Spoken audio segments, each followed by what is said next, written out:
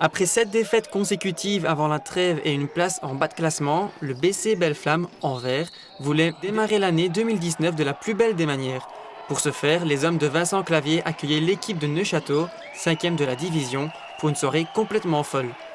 Après 3 quarts-temps, les joueurs de Belle-Flamme croyaient tenir cette victoire si importante.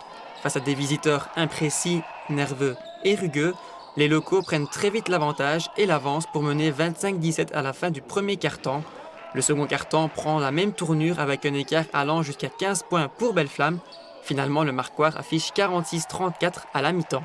Même si l'écart se réduit dans le cours du troisième quart-temps, les 3 points de Maxime Clavier au début du quatrième quart-temps relancent la machine et les locaux s'envolent pour mener 81-64 à moins de 5 minutes du terme. Et c'est à ce moment-là que la magie du sport opère. Neuchâteau réussit à renverser la situation et recolle au score, 85 partout et les prolongations. Dans une ambiance électrique et survoltée, les visiteurs émergent et s'imposent 97-100, un renversement de situation invraisemblable et inimaginable après 55 minutes. Belle-Flamme encaisse donc une 8e défaite de rang après avoir mené de 17 points. On est à 0 sur 7. On redémarre l'année, on s'est bien entraîné pendant la trêve. Je pense que sur l'ensemble du match, je pense qu'on méritait la victoire amplement.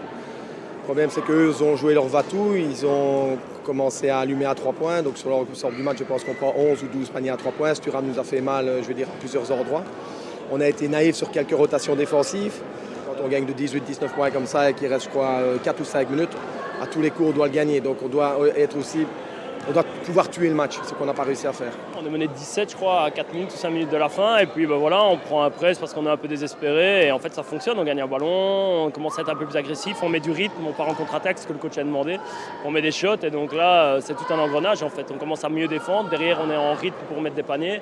Et donc voilà, la machine s'enclenche. Et là, à ce moment-là, on est dans l'euphorie et on a l'impression que rien ne peut nous arriver. Je leur ai dit, avec la même intensité, la même envie, la même hargne, on gagnera des matchs. Maintenant, effectivement, il va falloir digérer cette défaite qui fait très mal, à mon avis, plus aux joueurs, mais surtout à moi, parce que moi, je ne vais pas dormir encore une minute cette nuit-ci.